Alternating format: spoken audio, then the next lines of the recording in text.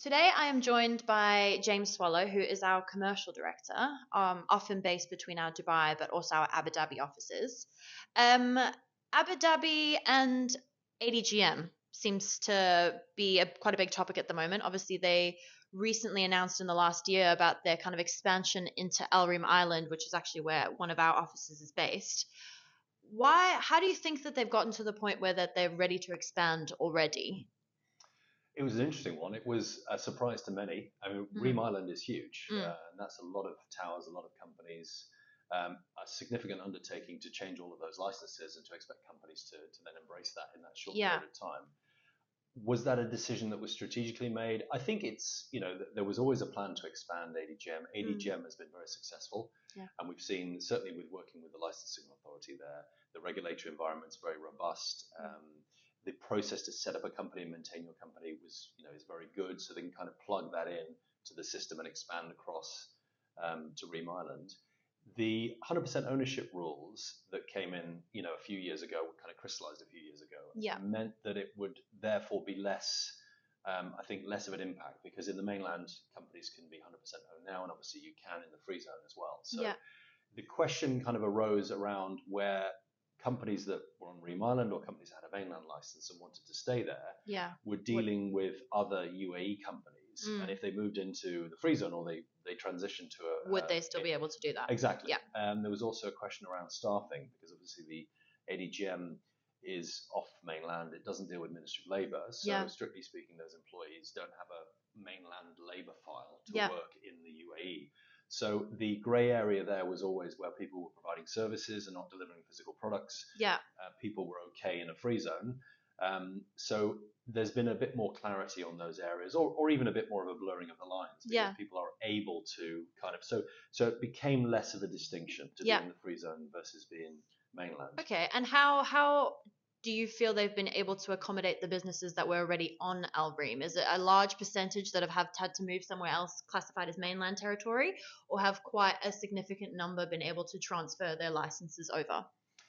Quite a significant number of transferred licenses over. It's come down to staffing, really, and Okay. as I said, the activity of that company. Some companies that have a government project, or they need their staff to things like security passes, Yeah. CISPA passes, working with ADNOC, working Mm. on site, still may prefer to have a mainland presence, so that those staff have a labour file, and therefore they can get CISPA passes and security passes a bit easier. Yeah. They are working, ADGM is working with the Ministry of Labour to make sure that it won't in time make much difference. Yeah.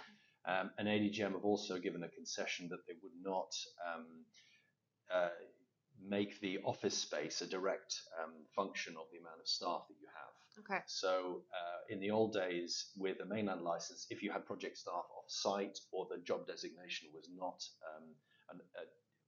in the office job designation, Yeah. it didn't count against the office size. Whereas in ADGM, it was a function so 9-10 square meters per person. Okay. So if you had a big project, you got 200 people, you need to rent a very big office space Yeah. in ADGM. So that was a problem.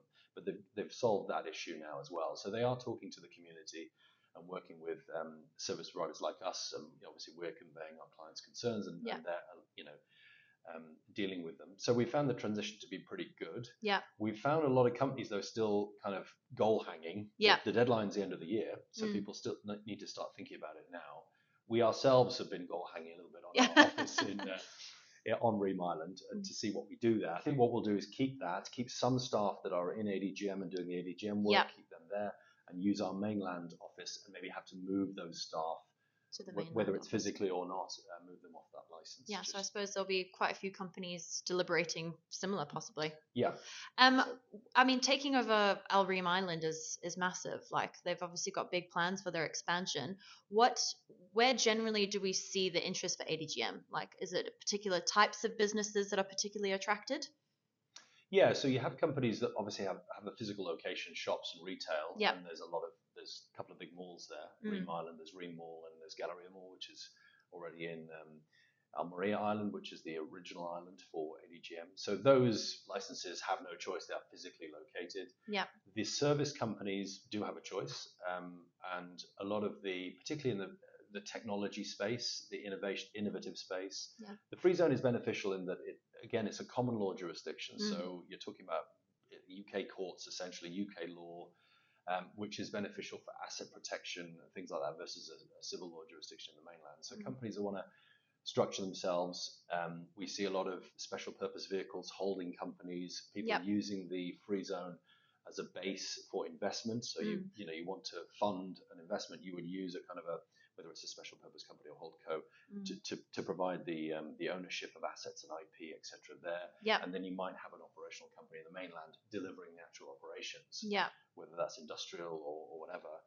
The technology stuff, ADGM is really pushing the technology space and has a very good incubator system and also tech startup platform, which makes it very low cost for tech startup.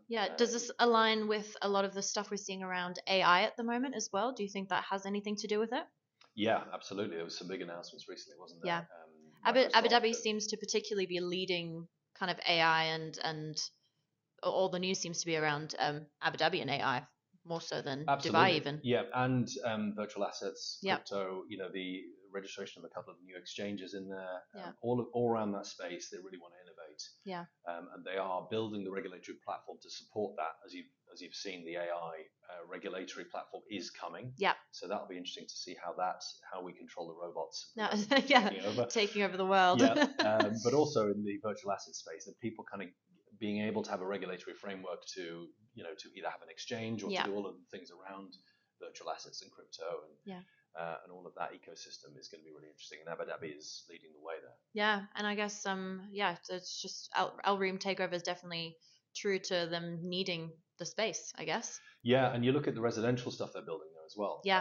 Which we see out of our office windows all the time. A couple of new bridges on the other side, so infrastructure's going in there.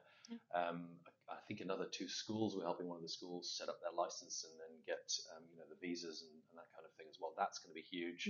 We've got a couple of big name schools in the area already. So again, it's about the UAE and particularly Abu Dhabi building that ecosystem that people want to live and work in, but also the legal framework to make sure companies feel secure to expand. So it's all round, it's a great strategy from them. Great stuff from Abu Dhabi. Long may that continue. Exactly. All right, great. Thank you very much. Thanks, Bianca.